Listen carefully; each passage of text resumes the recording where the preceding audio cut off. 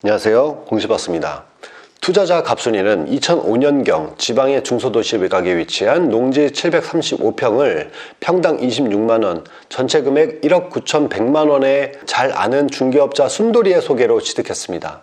그로부터 대략 15년이 흘러서 2020년 12월에 평당 35만원, 2억 5,700만원에 되팔아서 34%의 수익률인 6,600만원의 차익을 남기는 크게 실패한 투자 사례를 말씀드리겠습니다.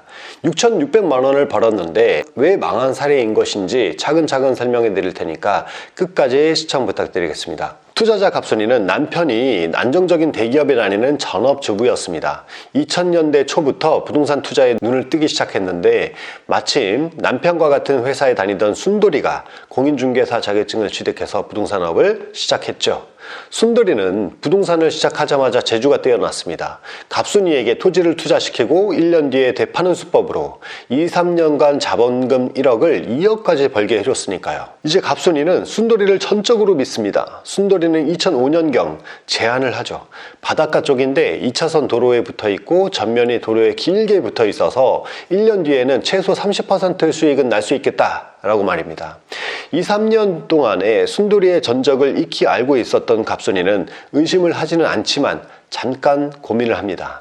점찍 어둔 A 아파트가 있는데 마침 대학교 스쿨버스 정류장과 1분 거리고 학생들에게 임대를 놓으면 월 50만 원은 받을 수 있는 30평대의 나홀로 아파트가 한 채에 5천만 원이었던 것입니다. 이 아파트를 기억해 놓으세요.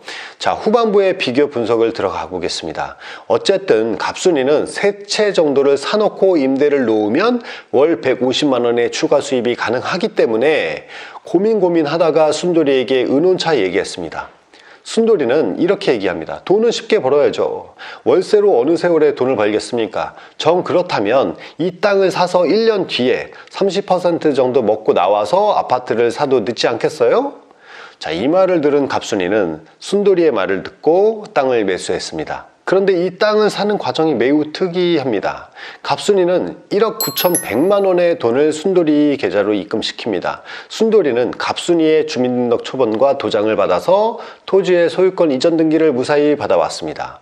갑순이는 토지 소유자를 만나기는커녕 얼굴도 모르고 연락처도 모르고 그저 돈을 주고 소유권만 받아왔던 것입니다. 이제 이 땅을 사고 나서 1년이 흘렀습니다. 순돌이가 부동산 사기 사건에 연루돼서 재판을 받고 감옥에 들어가게 된 것인데 이때까지도 갑순이는 자기가 매수한 땅의 미래가 어떻게 되리라는 것은 전혀 알지 못했습니다. 순돌이가 감옥에 들어가니 갑순이는 자기가 산 땅을 팔아보고자 여러 부동산에 문의를 하게 됩니다. 이때 갑순이는 청천벽력 같은 소리를 듣게 되는데 평당 26만 원 주고 산 땅의 시세가 평당 12만 원, 즉 8,800만 원 정도라는 것이죠.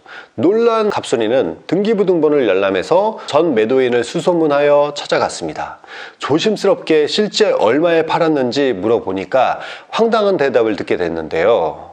12만 원에 내놨는데 순돌이가 찾아와서 13만 원 입금해 준다면서 매매 서류를 달라고 해서 해주었다는 것이죠.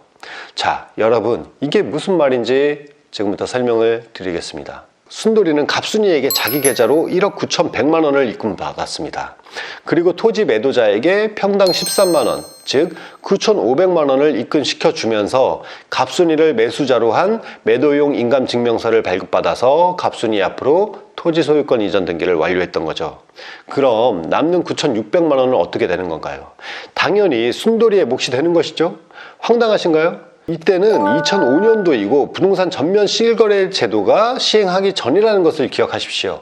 즉 실제 거래액으로 등기를 하는 것이 아니라 공시지가로 신고하고 등기하던 시대라서 가능한 것입니다. 자, 그럼 이제 갑순이는 어찌 해야 될까요? 네, 이 땅을 팔기 위해 여기저기 부동산에 평당 30만 원으로 해서 내놓습니다. 평당 26만 원에 취득했지만 취득세, 등록세, 중개수수료 등 여러 비용을 계산해서 손해보지 않는 금액으로 내놨던 것입니다. 여러분, 지금 이 땅이 팔리겠습니까? 자, 세월이 흐릅니다. 2020년이 되자 전국 아파트값 폭등으로 아파트를 매도한 사람들이 두둑한 현금을 쥐게 됩니다. 갑자기 토지 매수 문의가 오게 되고 우여곡절 끝에 갑순이는 평당 35만 원 매도에 성공한 것입니다. 자, 그럼 이제 분석을 해볼까요? 만약 갑순이가 이 땅을 시세인 13만 원 정도에서 매입했다면 원금 9,500만 원 정도를 투자해서 2억 5,700만 원에 매도하니까 1억 6,200만 원의 추가 수익을 올렸겠죠. 수익률이 무려 170% 정도 되겠네요. 갑순이가 사려고 했던 나홀로 아파트는 2020년 현재 시세 1억 2천 정도를 가고 있습니다. 아파트 두 채를 샀다면 총 투자금 1억에 한 채당 7천만 원 순이익이고 두 채니까 1억 4천만 원의 수익을 올렸겠습니다. 140%의 수익률이 되겠죠. 물론 매월 월세를 받은 것은 제외하고 순수 매매 마진만 따진 겁니다. 그럼 이제 결론을 말씀드리죠. 오늘 이 얘기를 말씀드리고자 하는 취지는 이야기거리나 흥미로 들으시라고 하는 게 절대로 아니죠. 첫 번째, 부동산 사기를 당하지 말자. 그러나 사기를 당하지 않기 위해서는 최소 기본적인 지식과 원칙을 가져야 된다. 이 부동산 지식을 쌓는 것은 인생을 살아가는 밑거름이다. 이 부동산 지식은 필수니까 공부를 좀 더 해서 급변하는 시대에 처지지 말고 빈민으로 전락하지 않도록 하자. 두 번째는 역사가 증명하듯 나라가 망하거나 베네수엘라 같은 나라가 되지 않는 이상 인플레이션은 필연이다. 인플레이션을 대비하기 위해 여러분들이 해야 할 일 중에 가장 쉬우면서 쉽게 대처가 가능한 부동산 자산을 취득하도록 노력해라입니다. 세 번째는 공실박스 채널의 영상들을 시청해서 부동산 IQ를 높이자입니다. 자, 오늘 영상은 여기까지 하겠습니다. 감사합니다. 공실박스였습니다.